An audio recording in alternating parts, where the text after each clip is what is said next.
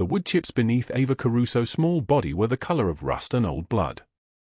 One moment she hung suspended from the swing set, her 7-year-old laughter cutting through the August heat like a bell. The next moment, her body went rigid. Her lips turned the color of bruised sky. Her eyes rolled back. And the swing continued moving, empty now, creaking in the hot wind like a coffin lid. Luca Caruso dropped everything, his phone, his composure, the veneer of absolute control that had kept him alive through 15 years of building his empire. His knees hit the ground beside his daughter without hesitation, without shame, without the calculation that usually governed every movement his body made. His hands, the hands that had signed names into death ledgers, shook.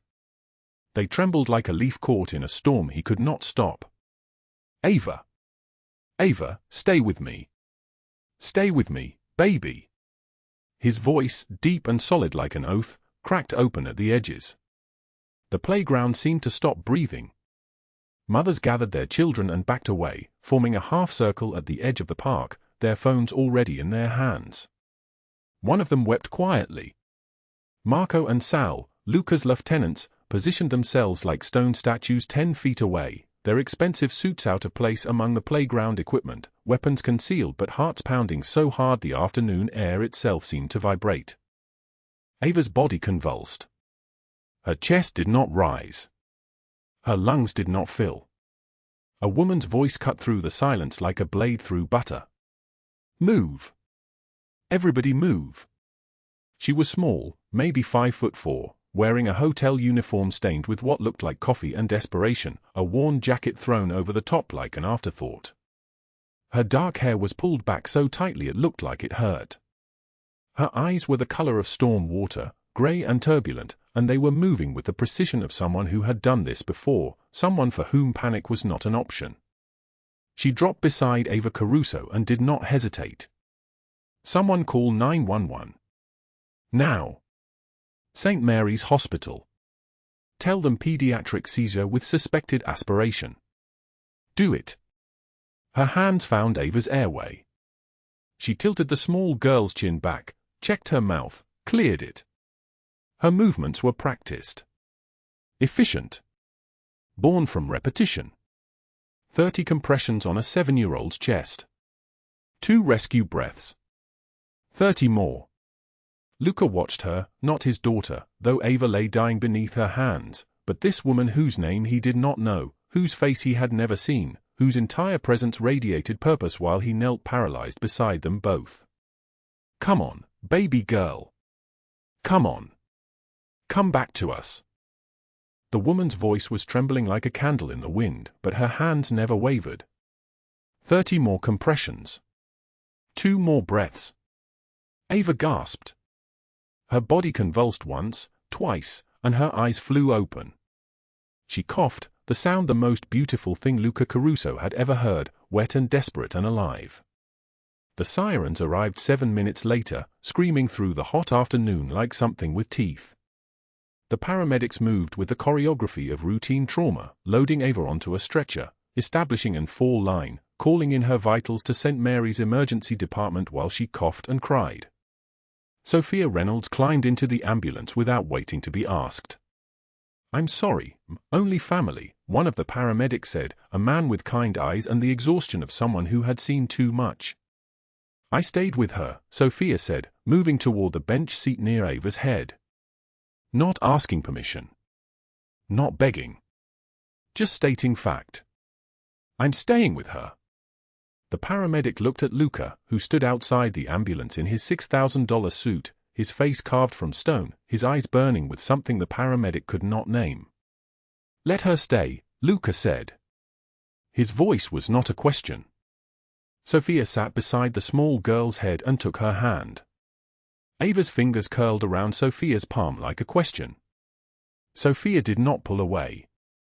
She leaned close and whispered words meant only for the child whose life had stopped and restarted in the space of 90 seconds. You're okay, sweetheart. You're okay. My name is Sofia. I'm going to be right here. Every second. I'm not leaving. Luca Caruso watched through the open door of the ambulance as this small woman in a stained uniform stroked his daughter's sweat-dampened hair. His lieutenant Marco stood beside him, his jaw working, his eyes fixed on a point somewhere far away. "In 15 years, Marco said quietly, I have never seen you move that fast." "Not fast enough," Luca said. The ambulance doors closed. The sirens resumed. And Luca Caruso moved toward his black Mercedes, the car that had cost more than most people earned in a year, while inside the ambulance, Sofia Reynolds held a stranger's daughter and meant every word she whispered. "Everything's going to be fine now. You're going to be fine." She believed it with a certainty that surprised her, as if somehow her presence alone could rewrite the trajectory of this child's fate. The hospital waiting room at St. Mary's was painted the color of old milk, fluorescent lights buzzing overhead like angry wasps. The clock on the wall showed 4:06 in the afternoon. Luca Caruso sat with his phone in his hand, not using it, just holding it like a man grasping for something solid in an undertow. Marco and Sal flanked him, two men built like monuments, and yet they seemed smaller here, diminished by the geography of mercy and uncertainty. A doctor emerged from the back, a woman in her 60s with silver streaking her dark hair, her stethoscope catching the fluorescent light. "Mr. Caruso?" "Ava is stable. The seizure appears to have been triggered by a slight fever, though we're running additional tests to rule out other causes.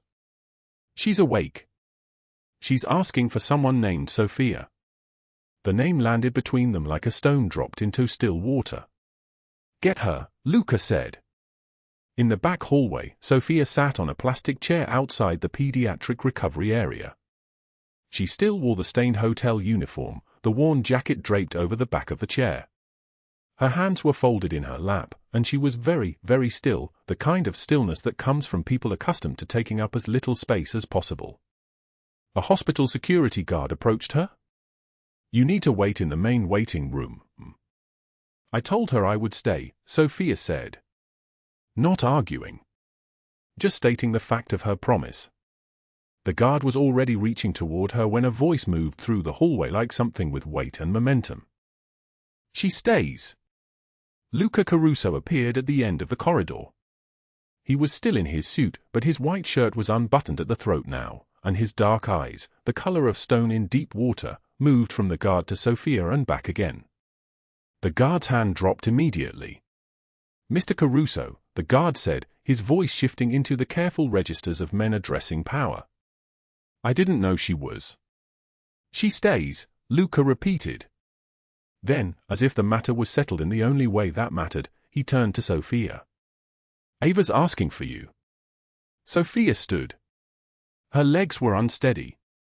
The adrenaline that had carried her through the park, through the ambulance ride, through the emergency room was beginning to drain away, leaving her hollowed out and shaking. She was nobody. Just a maid working her third job, trying to survive on tips that evaporated faster than water on hot concrete. And yet, somehow, in the space of an hour, she had become the person a child reached for when the world stopped making sense. Luca Caruso watched her rise, and something flickered across his face, a recognition, a question, a door opening into a room he had locked up years ago. "What's your name?" he asked. "Sofia." "Sofia Reynolds." "Thank you, Sofia Reynolds," he said, and his voice sounded like it was traveling through a distance much farther than a hospital hallway. "You brought her back from the edge." Sofia did not know what to say to a man whose gratitude carried the weight of someone who had learned to value things only after they were threatened with extinction. She simply nodded and moved past him toward the pediatric recovery room, where a small girl with her mother's eyes was waiting, calling for the stranger who had stayed, the woman who had not left her alone. Neither of them understood yet that this moment, this collision of desperation and grace, would unravel everything both of them believed about power, about protection, about what it means to have everything and still be utterly helpless. Outside, the August sun descended toward the horizon, turning the Los Angeles sky the color of rust and fire. And in a city of millions, a man who controlled poker rooms in the underground began following a woman home, not out of malice, but out of something deeper, a need to understand how someone so small could carry such enormous strength. She had $78 in her pocket. He had empires that spanned across 3 continents. And neither of them knew that in less than 7 days, everything would change. The alarm on Sofia Reynolds' phone screamed at 5:19 in the morning. Not 5:45. Not 5:50. Exactly 5:24, because that gave her 13 minutes to shower in the Mitchells' guest bathroom before the children woke up. She had timed it 100 times. The converted closet that served as her bedroom was barely 6 feet wide, with a twin mattress shoved against one wall and a plastic milk crate holding 3 uniforms, 2 pairs of shoes, and a photograph of her sister Emma in a brass frame so small you could hide it in your palm. Sofia sat up in the darkness, her back cracking like old wood. 27 years old, but her spine felt like it belonged to someone who had already lived a lifetime. The bathroom mirror showed what the early morning always revealed: hollow cheeks, dark circles that no amount of sleep could erase, eyes the color of winter rain. She splashed cold water on her face and counted the seconds. 60 seconds. 120 seconds. By the time she reached the kitchen, the house was still silent. The Mitchells' Beverly Hills mansion sprawled across 15,000 square feet of Italian marble and crown molding, and Sofia occupied the smallest room in the place. She was not supposed to occupy any room at all, technically. Live-in help slept in the servants' quarters. But the Mitchells had converted a closet in the laundry room for her, and they paid her $2,400 a month, which meant she had a roof and she could send $800 to her sister in Boston. The math was brutal. Always brutal. By 6:15, she had the coffee brewing and the children's lunch boxes open on the granite counter. She knew their preferences like a catechism. Tyler wanted his sandwich cut diagonally, not straight across. Mackenzie would eat the crusts only if they were toasted separately. Little James refused anything that had touched anything else on his plate. She packed each box with the precision of a surgeon, each item placed exactly where it needed to be. Through the kitchen window, Los Angeles was waking up, the sky turning from black to the color of television static. The children tumbled down the stairs at 7:02, dressed in uniforms that cost more than Sofia's monthly rent had been when she lived in an actual apartment. She had stopped living in apartments 8 months ago. The foreclosure notice was still in her jacket pocket, creased and soft from being unfolded and refolded 1,000 times. $12,000 owed. The small house in Pasadena where she and Emma had grown up, where their mother had died, where Sofia had learned what it meant to carry impossible weight. Gone. Signed away in a lawyer's office with a pen that felt like it weighed 1,000 pounds. "Miss Sofia, is there syrup?" Mackenzie asked, and Sofia was already moving toward the refrigerator, already knowing the answer was yes, because she always kept syrup on hand, always kept 3 gallons of milk, always kept the things that made life small and sweet for children who belonged to other people. By 8:45, she was driving them to Westfield Academy in the Mitchell's second car, a BMW that cost more than the entire house she had lost. The radio played something about love and loss, and Sofia turned it off. At Westfield's gates, she watched the 3 children climb out, watched them disappear into a building where the tuition was $45,000 a year, and then she pulled away from the curb toward her second job. The Grand Marquis Hotel downtown was a different world entirely. The lobby smelled like chlorine and old money, with cream-colored sofas that nobody ever sat on and a chandelier that cast everything in the color of champagne. Sofia changed into her waitress uniform in a locker room that was smaller than the closet where she slept. Black skirt, white button-up shirt with the hotel's logo embroidered in gold thread, comfortable shoes with no personality. She became invisible the moment she clipped her name tag to her collar. The dining room was half full at lunch, scattered tables with businessmen and women who looked at her only long enough to place their orders. She moved between them like a ghost, like a shadow that refused to leave, delivering water and wine and small talk. A man at table 7 sent his soup back because it was not hot enough. A woman at table 4 complained that her salad dressing was on the side when she had specifically asked for it on the side, and somehow this was a problem that required an apology. Sofia apologized. She always apologized. At 2:51 in the afternoon, Preston Mercer called her into his office. Preston was 43 years old with hair slicked back like he was perpetually walking out of an ocean in a 1980s music video. He wore a Rolex that Sofia was almost certain was not real because his fingers were soft and his nails were manicured and everything about him screamed of small ambitions and smaller power. His office was at the end of a hallway, windowless and cool with recycled air. "Slow day," he said, not looking up from his computer. On the desk beside his keyboard sat the tip jar, a clear glass container where servers deposited their cash at the end of each shift. The jar was 3/4 full. Sofia had served 14 tables since noon. 14 tables meant roughly $120 in tips, minus whatever Preston had already pocketed. "It's early," she said. "The dinner shift will be better." Preston finally looked at her. His eyes were the color of wet concrete. "You know what I think? I think maybe if you smiled more, guests would be more generous. You walk around here like you're at a funeral. Like you're doing us all a favor by showing up." He stood and walked to the jar, opening it and removing bills without counting them. "Let's say 40% of what's in here today is yours. The rest covers breakage, wear and tear on the uniforms, use of the facilities. That's fair, right?" Sofia did not speak. Speaking would mean her jaw would tighten and her hands would clench and something in her face would betray the 14-hour day she had already worked, the hour of sleep she was running on, the text message from Dr. Chen's office that had arrived at 6:33 that morning saying the surgery window was closing, that Emma had 7 days, possibly 8, but not 9.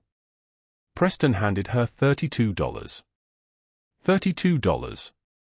She took it and turned toward the door. "And Sofia? Try to be more pleasant. You're scaring the guests." The weight of those words followed her back out into the dining room, where she spent the next hour refilling water glasses and smiling at people who did not smile back. At 3:06, a woman arrived at table 9. She wore a dress that probably cost more than Sofia's annual salary, jewelry that caught the light like weapons, blonde hair styled in a way that required professional help. Her name was Sophie Langford, and she ordered the mineral water without ice, which was a specific request that Sofia wrote down exactly. The water arrived 1 minute later. Room temperature, no ice, in a crystal glass with a lemon wedge on the side of the plate. Sophie Langford took one sip and set the glass down with the delicacy of someone disposing of garbage. "This is not the water I ordered." "I'm sorry," Sofia said. "I brought you the mineral water without ice, as you requested. Do I look like someone who drinks water that has been sitting in a glass?" Sophie's voice was not loud, but it had a quality that made other tables turn to look. "I specifically wanted it freshly poured, ice on the side in a separate glass."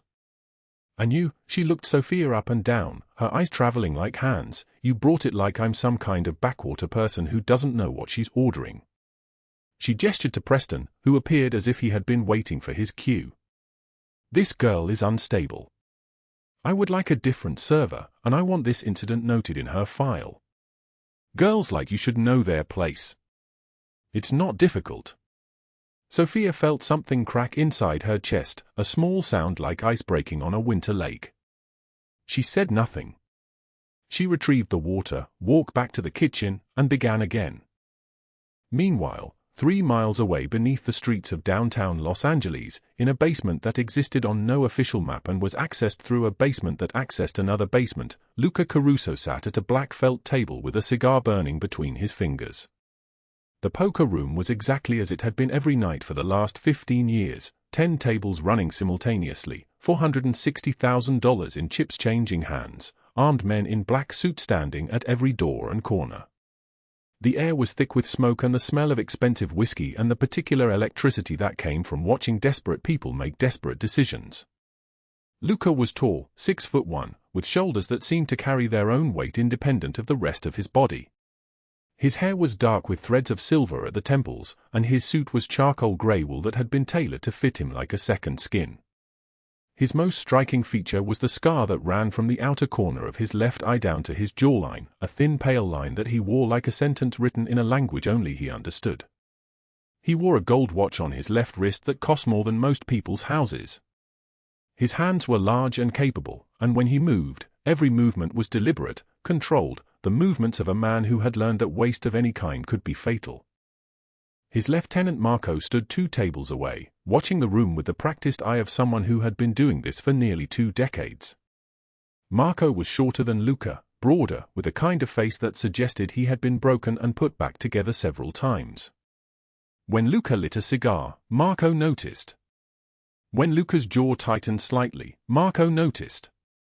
When Luca's eyes drifted away from the tables and toward something distant and internal, Marco knew something was wrong. Sal approached with a ledger, the evening's collections. $380,000 in revenue. The wire transfers from 3 legitimate businesses. The property acquisitions in Koreatown. The loans that had been repaid with interest and fear in equal measure. Luca nodded without speaking. He was thinking about the night his father had died, which was something he had not allowed himself to do in months. 15 years had passed since then. He had been 17 years old, hiding behind a Mercedes in a parking garage, watching his father get executed by a man named Vincent Caracas for the crime of being in the wrong place at the wrong time. Luca had learned then that the world did not reward goodness or innocence or being in the right place. The world was a knife, and everyone in it was bleeding. He had built his empire on that understanding. He had built it on vengeance. He had built it on the principle that if you wanted to survive, you had to become sharper than the knife that cut you. And it had worked. For 15 years, it had worked perfectly. He had money. He had power. He had men who would walk into fire if he told them to. He had everything. He had nothing.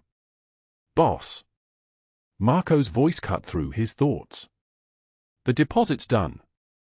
We're clear. Luca nodded. Around him, desperate men pushed their last chips to the center of the table. Around him, the sound of cards being shuffled and dealt, the sound of hope being ground into the dust. He stood and walked toward his private office, where the walls were soundproofed and the view was non-existent because there were no windows, just darkness and air conditioning and the weight of 15 years of decisions that could not be unmade. Across the city, Sofia's phone buzzed as she was clearing table 12. A text message from her sister Emma in Boston, Labs came back.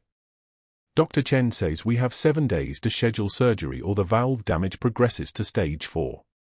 Stage 4 means we can't do the replacement. Stage 4 means I don't have much time left, Sofia. We need to figure this out.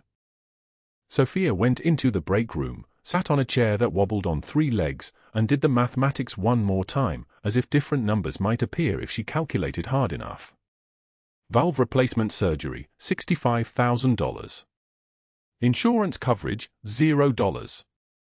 Her current savings, $417. Her current monthly income, approximately $3,200, most of which went to rent in a room that was not really a room. The foreclosure notice in her jacket pocket was for a house that no longer belonged to her. The mathematical distance between where Sofia stood and where she needed to be was roughly $64,583. She had 7 days. She stood and went back to work. The dinner shift arrived at 5:30, and the dining room filled with the particular crowd that frequented the Grand Marquis at night, business travelers, couples on dates, a few people who looked like they were celebrating something. Sofia moved between tables with her practiced invisibility, her smile that had been trained into place, her ability to remember complicated orders and deliver them without error. By 11:19 at night, when she clocked out, she had earned $84 in tips and Preston had taken 42. She walked to the bus stop in the August humidity, and the night air felt like it was pressing down on her skin, trying to squeeze something out. The buses ran late in Los Angeles, but they ran slowly, and her route involved 3 transfers. She got home at 12:34 in the morning, climbed the stairs to the Mitchell's laundry room, and lay down in her converted closet. Her phone buzzed at 12:41. Another text from Emma's doctor's office: surgery window closes in 6 days, 23 hours. Without down payment of $15,000, we cannot hold the surgical slot. Please contact our office immediately.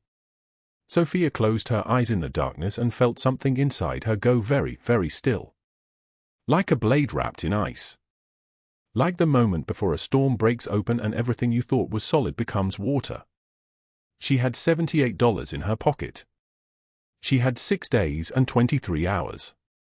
And in the basement beneath downtown Los Angeles, a man who had learned to survive by becoming hard was about to meet a woman who had learned to survive by becoming kind, and neither of them understood that the collision was already beginning, that it had started the moment she reached for a child on a playground, that it had started with the simple decision to stay. The underground poker room was humid and thick with cigar smoke. Luca Caruso sat at the center table, his tailored charcoal suit immaculate despite the late hour, his dark eyes fixed on a folder splayed across the green felt. The scar running from his left eye to his cheekbone caught the light as he read the medical records inside. His fingers, adorned with a single silver ring, trembled slightly as he turned each page. Marco and Sal stood against the concrete wall, their black suits blending into the shadows, their weapons invisible but present like a held breath. The folder contained everything about Sofia Reynolds. Everything. Medical records for Emma Reynolds, age 19.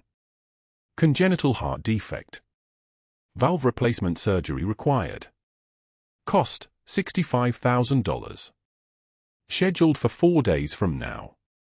Deposit due tomorrow night at 6 o'clock or the surgical slot would be released to another patient, lost forever, impossible to retrieve. Sofia's bank statements came next. $478 total.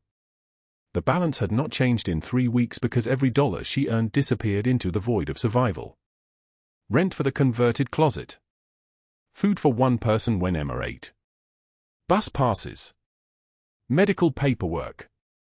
The endless machinery of keeping 2 people alive. Then the crumpled paper. The foreclosure notice. A small house in Boston purchased by her parents, now under threat of seizure by the bank. Payment due, $65,000. Same amount. Different deadline. Different city. Different impossibility. Luca closed his eyes. He had built his empire on calculating odds, on seeing weakness and converting it into leverage. He understood desperation the way other men understood oxygen. But this was different. This was a woman counting coins in the darkness, choosing between her sister's life and her sister's home, knowing that either choice meant losing something irreplaceable. Sal shifted his weight, his leather shoes creaking on the concrete floor. "Boss?" "Bring her here," Luca said quietly. "Now." 20 minutes later, Sofia stood at the top of the concrete stairs leading down into the poker room, flanked by Marco on her left and Sal on her right. Her hotel uniform was wrinkled from a 14-hour shift. Her name tag read Sofia in faded blue letters. Her eyes were red from crying in the walk-in freezer during her break, where she had allowed herself exactly 4 minutes to fall apart before returning to table 12.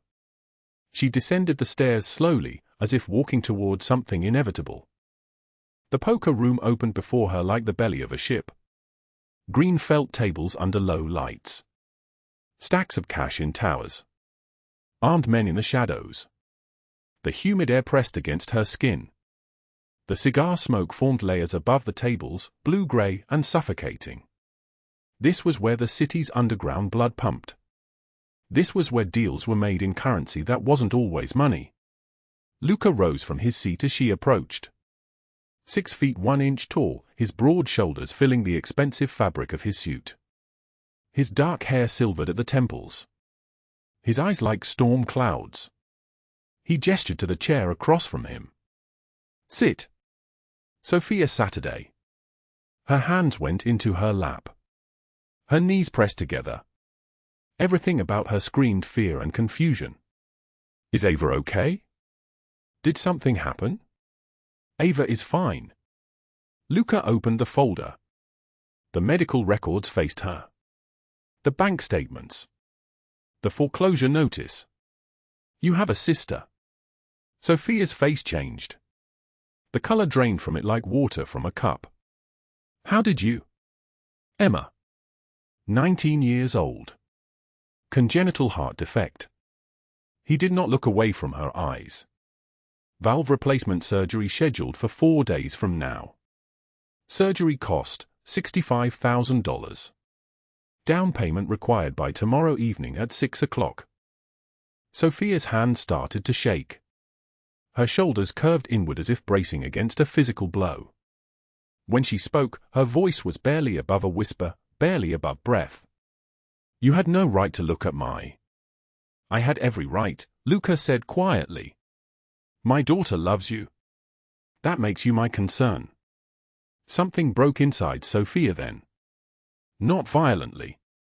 Quietly. Like ice cracking under pressure. Words began to pour out of her, each one painful, each one necessary.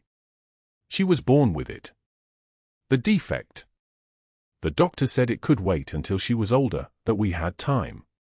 But the wait time ran out 3 months ago. Without surgery, her heart will fail. Not in years. In months. Maybe less. Sofia's voice cracked. Our parents died when I was 21. Car accident. I became her guardian. I had custody of a 19-year-old and no money and no plan. She pulled in a breath that sounded like a sob pressed down into silence. Insurance won't cover pre-existing conditions. I have worked 2 jobs for 2 years. 14 hours a day, every day. I saved $43,000. Every penny. But then the house, she stopped. Her hands covered her face for a moment. When she lowered them, her eyes were bright with tears.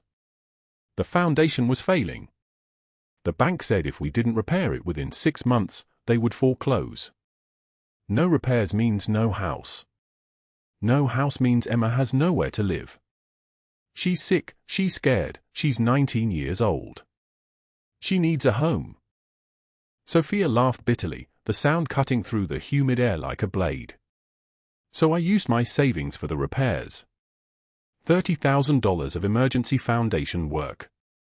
Now I have $43,000 left, which sounds like a lot until you realize I need $65,000 and I have 18 hours. She looked at Luca directly then, and her eyes held the particular devastation of someone who has done the math and found it didn't work. I have $78 in my pocket. That's everything. The poker room had gone absolutely silent. Even the distant sounds of the city above seemed to have stopped. Marco and Sal exchanged a glance. In 15 years of working for Luca Caruso, they had witnessed him order men killed. They had watched him dismantle business rivals and forgive traitors. They had never, in 15 years, seen him move around the table to sit beside someone. They had never seen him reach out and gently take her shaking hands into his. "What do you need?" Luca asked. $65,000, Sofia whispered. By tomorrow night, all the surgical slot closes and Emma goes on a waiting list. The next available surgery might be in a year. She doesn't have a year. And after surgery? Recovery, medication, monitoring, physical therapy. Maybe another $60,000 over the next 5 years. But the immediate crisis is the surgery itself. If I can just get her the surgery, I can figure out the rest. I can work. I can do anything. Luca reached into his jacket and removed a leather checkbook. Sofia's eyes widened. She tried to pull her hands away. No. No, I can't. Yes, you can. He opened the checkbook. His pen, silver and expensive, touched paper. What is her name? Emma. Emma Reynolds. Luca wrote the amount. $65,000. He signed his name in a careful, deliberate hand. He tore the check from the book and slid it across the green felt table toward her. Sofia stared at it as if it were a hallucination. Her hands moved toward it slowly, cautiously, like approaching a wild animal. When her fingers touched the paper, they began to shake so badly the check trembled. "I can't accept this," she said. "I could never repay you. You would own me. I would spend the rest of my life. You won't repay me." Luca's voice was like thunder, solid and unavoidable. "I'm not asking you to. I'm giving it to you." "Why?" Sofia looked up at him, tears streaming down her face, her voice breaking on a single word. "Why would you do this?" Luca was quiet for a long moment. The cigar smoke curled around them both. Outside, somewhere in the August night, a police siren wailed, distant and lonely. He thought of his father lying on the concrete floor of a warehouse when Luca was 17 years old. He thought of standing there, alone, with no one to call, no one to help, no resources except his own rage and the slow realization that he would have to build an empire out of his grief if he wanted to survive. "Because someone should have helped when I was a teenager watching my father die," he said quietly. "No one did. And I swore I would never let that happen to someone else if I had the power to stop it." Sofia pressed the check against her chest and began to cry, not quietly, but fully, her shoulders shaking, her mouth open, the tears streaming down her face like a rainstorm breaking open a dam that had held too long. Marco moved back into the shadows. Sal's jaw tightened. Both of them understood they were witnessing something irreversible. Their boss, who had learned survival through cruelty, was about to learn something else entirely. Something dangerous. Something that would unravel the careful control he had built across the city. But what neither Sofia nor Luca understood was that accepting $65,000 in an underground poker room was about to pull her directly into the path of the people who wanted to use her against him, and that Preston Mercer had already begun making phone calls to the people who owed him favors, and that Sophie Langford was already plotting the narrative that would destroy her reputation, and that the surgery deadline was only the first deadline. There would be others. Thunder rolled across Los Angeles, far above them, rolling through the humid August night like a warning. Neither of them heard it. The coffee shop fell silent like a blade cutting through air. Sophia's hands trembled as she stared at Sophie Langford's phone, the video already uploading, already spreading, already burning. Around them, strangers turned to look. A woman whispered to her friend. A man pulled out his own phone to record. Sophie's voice rose louder, sharper, each word designed to cut deeper than the last. "A waitress living in a closet suddenly has $65,000, Sophie said, her eyes gleaming with the satisfaction of a predator who had found its prey. "That's not savings. That's theft.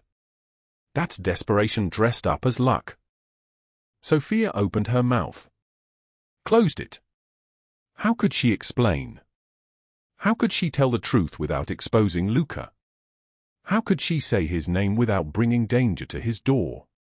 "I didn't steal anything," Sophia whispered, but her voice sounded hollow even to her own ears. "Post it," Sophie commanded, and her assistant, a thin young man in designer sunglasses, already had his finger moving. The video climbed, 500 views, 1,000, 5,000. Sophie Langford's caption burned beneath it in bold letters, "Hotel Thief Exposed." Sophia walked out of the coffee shop into the August heat. Her legs felt weak. Her vision blurred. She told herself to breathe, but the air felt thick, suffocating, like the walls of her converted closet had followed her into the street.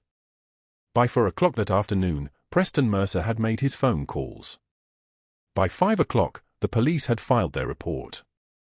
By 6 o'clock, news vans lined the block outside the Mitchell family mansion, their satellite dishes pointing upward like accusations aimed at the sky.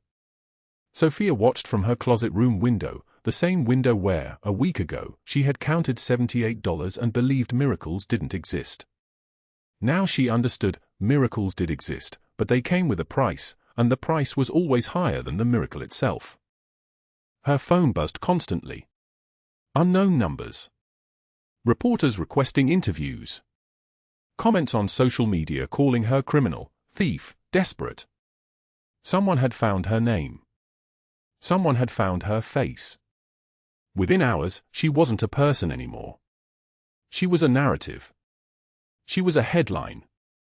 She was a cautionary tale about what happens to women who climb too high. At 6:15, Diane Mitchell appeared at the closet door, her face carefully arranged into an expression of regret and self-protection.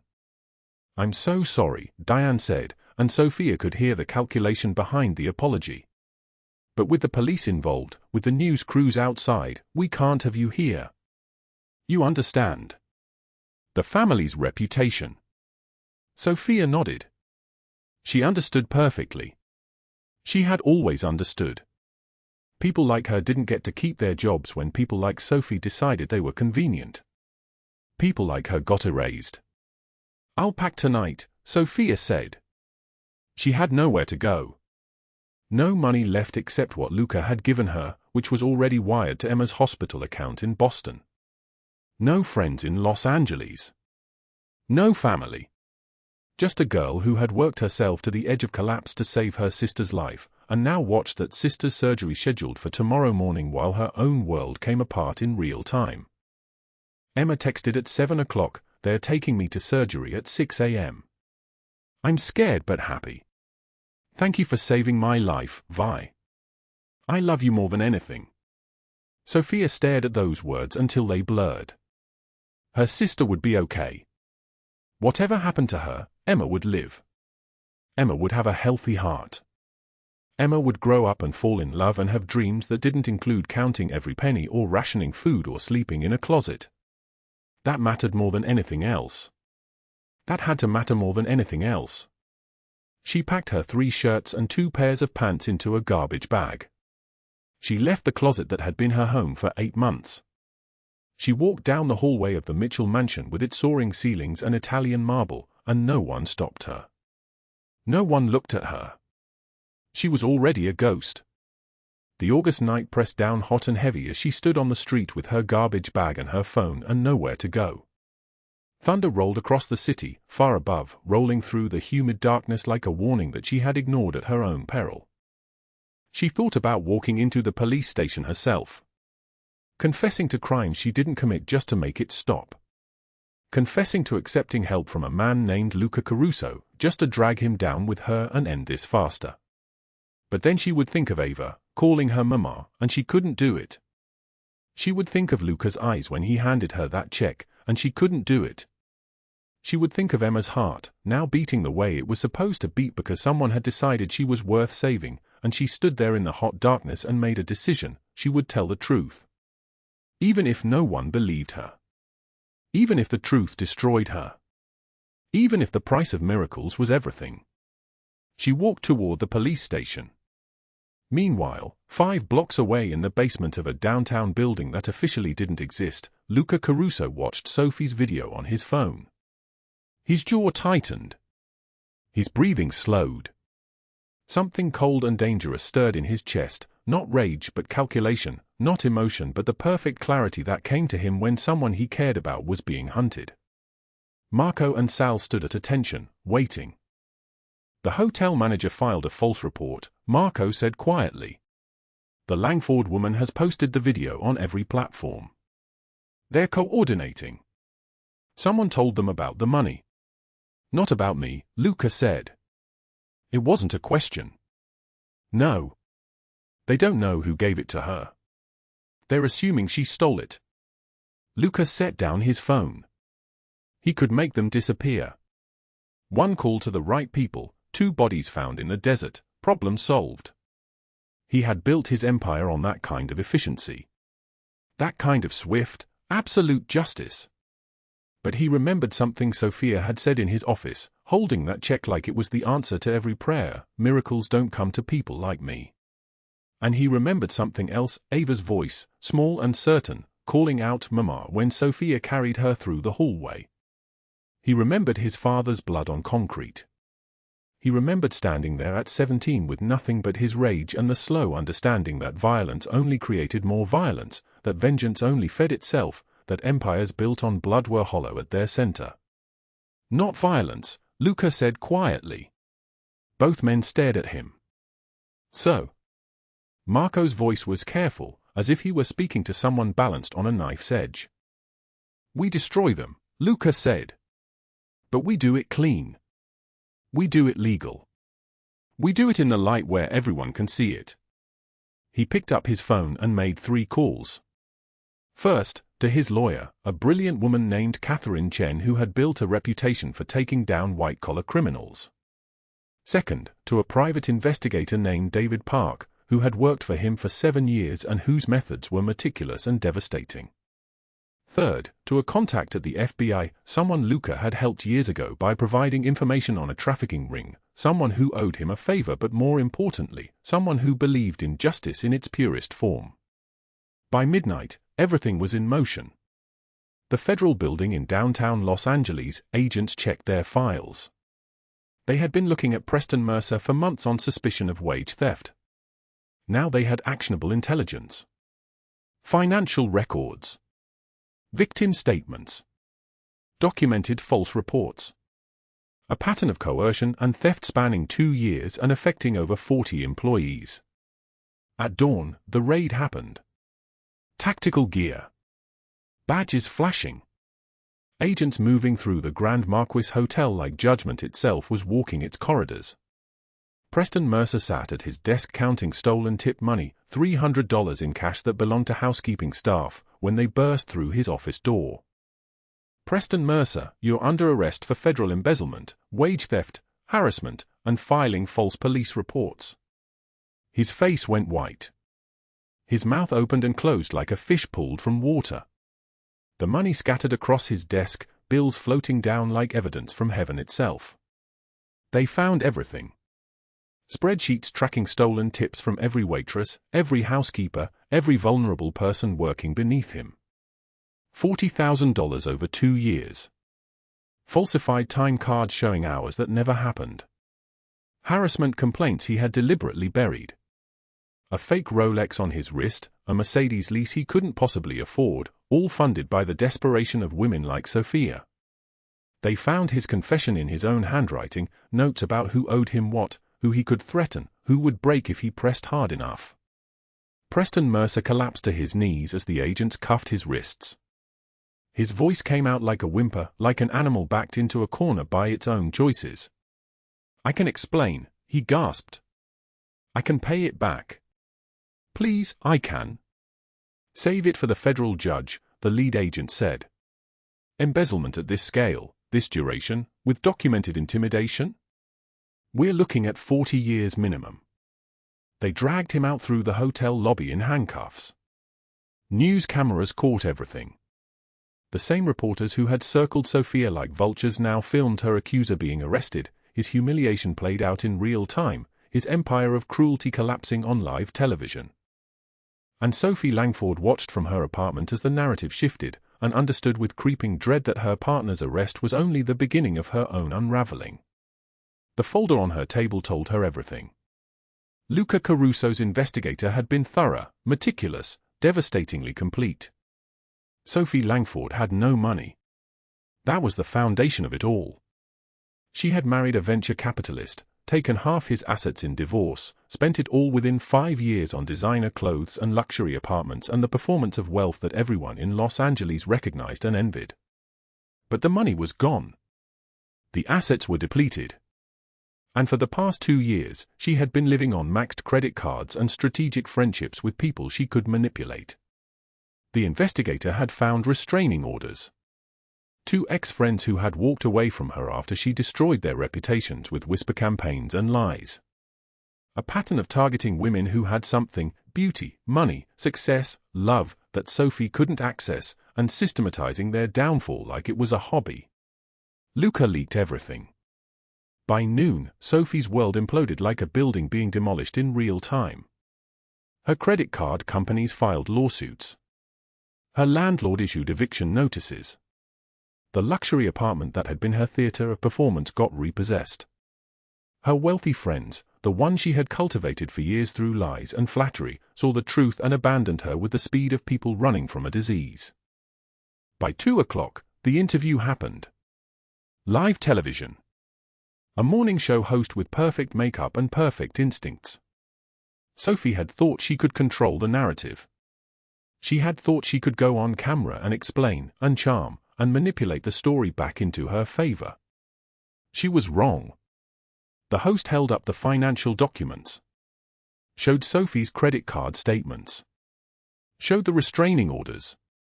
Showed the pattern of cruelty and lies stretching back years. "You destroyed an innocent woman's reputation," the host said, her voice steady as a knife, "while you were pretending to be something you're not. While she was saving her sister's life, you were lying about who you are." Sophie's face crumbled. Her mouth opened. No words came. Just silence. Just the realization that she had been exposed in front of millions of people, that her performance was over, that every choice she had made was about to be examined and found hollow. She ran off set while the cameras were still rolling. The clip went viral. By evening, it had been viewed 20 million times. Her face, her humiliation, her collapse, all of it replayed again and again until her name became synonymous with cruelty and fraud and the particular meanness of women who destroy other women because they are afraid of their own emptiness. Sophie ended up in a studio apartment in a neighborhood she had once considered beneath her. Her phone disconnected. Her social media deleted. Every bridge she had built revealed as unstable, made of gossip and lies and the temporary loyalty of people just like her. Meanwhile, Sofia sat in a hotel room that Luca had arranged through an intermediary, no name attached, just instructions delivered to her phone, and watched the news with her sister on video call. Emma was in recovery. The surgery had been successful. Her new valve was functioning perfectly. The doctors said she would live a normal, healthy life. Emma smiled at the camera, her eyes bright with morphine and hope and the simple joy of a girl whose sister had moved heaven and earth to save her. "Did you see?" Emma asked. "They arrested that man. The one who was lying about you." Sofia nodded. She couldn't speak. "You were right the whole time," Emma said. "You said miracles were real." The phone buzzed with messages. Interview requests. Women sharing their own stories of Preston Mercer's theft and harassment. The hotel's corporate office apologizing to every worker he had stolen from, announcing a full audit, promising restitution. The public narrative shifting, correcting itself, bending toward something like justice.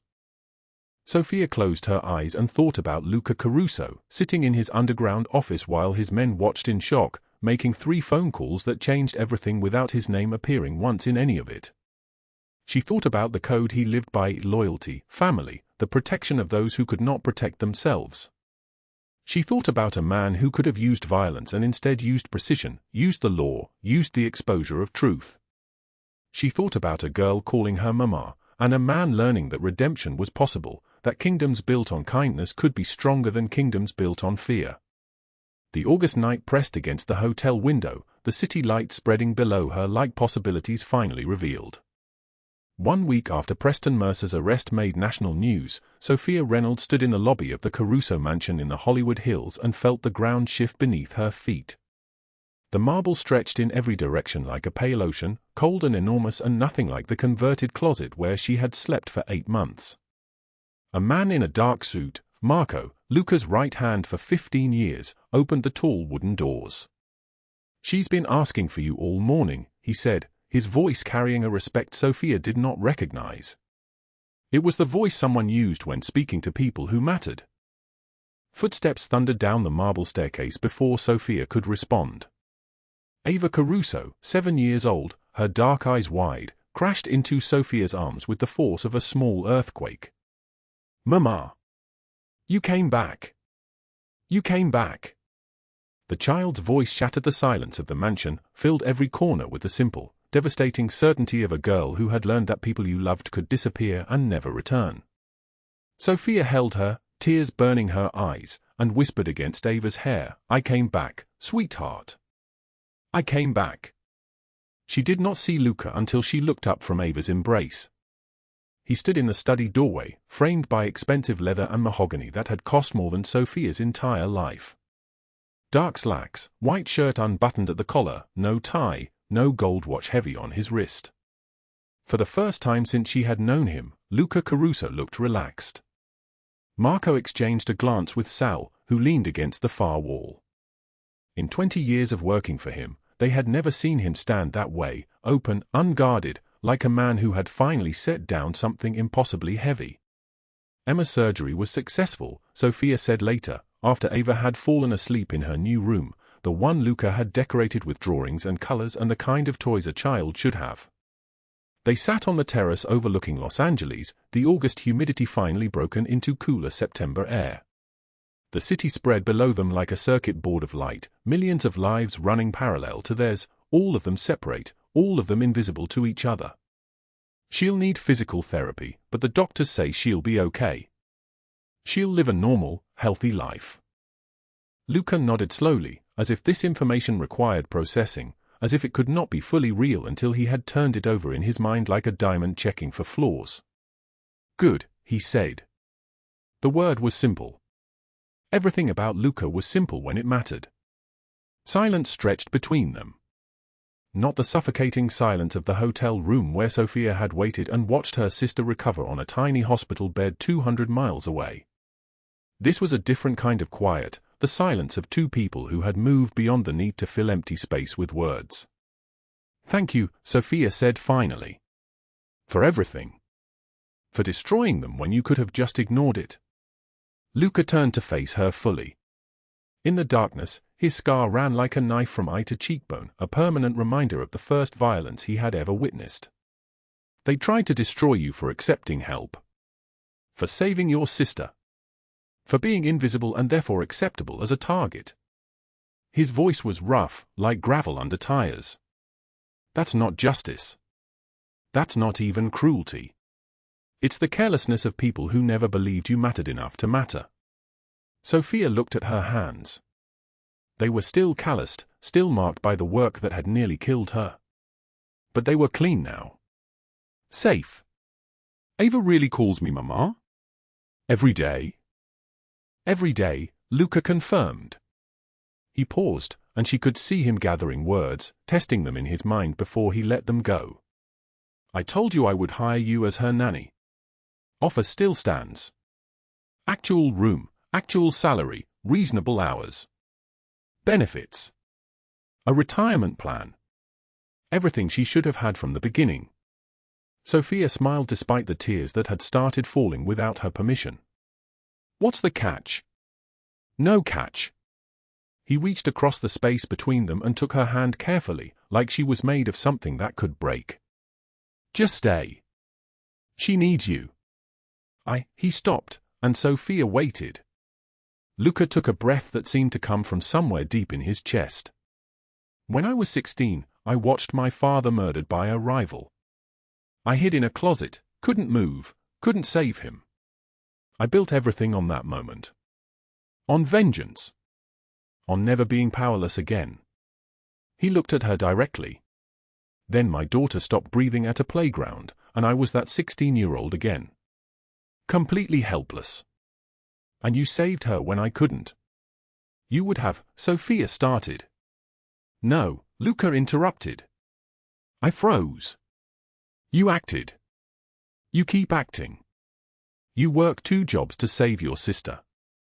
You live in a closet to give her a house. You sacrifice everything and call it nothing. His voice dropped lower. You're the strongest person I've ever met, and I've met killers and kings. Sofia's eyes filled completely. I'm just trying to survive. You're not just surviving, Luca said. You're saving lives. Mine. Ava's. Your sister's. You see people when they're invisible and you act anyway. That's not survival. That's grace. He squeezed her hand gently. Stay. Not as an employee. As family. Because that's what you already are. Sofia looked at their joined hands, his scarred and powerful, hers calloused and gentle, and felt something shift in her chest like a lock turning. I don't know how to do this. Accept help. Trust that it's real. Neither do I, Luca admitted quietly. But we could learn together. Thunder rumbled in the distance, a sound like furniture being moved in heaven, but the suffocating August heat was gone, and so was the pressure that had made Sofia feel like she was drowning while standing on dry ground. Inside the mansion, Ava slept peacefully, calling for Mama Sofia in her dreams, her new valve pumping blood through her healthy heart, her breathing steady and strong. Marco and Sal watched from the hallway window, shaking their heads in wonder at what they were witnessing, the impossible transformation of a man built for violence into something softer, something that still carried danger but wielded it differently now. 3 months later, on a Thanksgiving morning when Los Angeles was washed clean by November rain, Sofia woke in a sunlit bedroom that still felt like borrowed space, though Luca had insisted it was hers, had insisted she was home. Emma was downstairs, healthy and glowing, her new valve functioning perfectly, her entire life stretched out before her like a road finally opening. In the kitchen, Ava set the table with the careful concentration of a child who had learned that details mattered, that breakfast and dinner and gathered families were not guaranteed and therefore must be treated like the miracles they were. Luca made coffee, reading the newspaper, his gun locked away upstairs in a safe neither of them would ever need to open. His empire ran itself now, legitimate businesses running alongside less legitimate ones, money moving through channels he had created over decades, but he had learned something the violence had never taught him: presence. The simple act of being present meant more than any amount of power could purchase. Sofia joined him in the kitchen. He poured her coffee without asking how she took it. He already knew, had been learning her for months now. She kissed his cheek, and he caught her hand, pulled her close, and for a moment they were just two people in a kitchen, not a crime boss and a nanny, not savior and saved, but something simpler and infinitely more true. "Good morning, Mama," Ava called, running in barefoot, her pajamas still wrinkled from sleep. Sofia lifted her up, spun her around, and felt the child's arms wrap around her neck with the absolute certainty of a girl who had learned that people came back, that love was not a temporary arrangement, that family was something you could choose and have it stick. Every day Sofia and Luca chose between fear and trust, between closing themselves off and opening their hearts. The choice they made determined not just their own lives, but the lives of everyone around them. They chose trust. They chose love. They chose to see the person in front of them, not the power they held or the poverty they had escaped. That was where miracles lived, not in the absence of darkness, but in the decision to let light in anyway. If this story moved you, share it with someone who needs to hear it today. Subscribe for more stories that remind us why love and courage matter. Hit the like button if you believe in second chances and unexpected families. Drop a comment telling us about a time someone helped you when you needed it most. New stories every day. Don't miss tomorrow's upload. Thank you for being here, for watching, for believing that even in the darkest moments, there's always hope.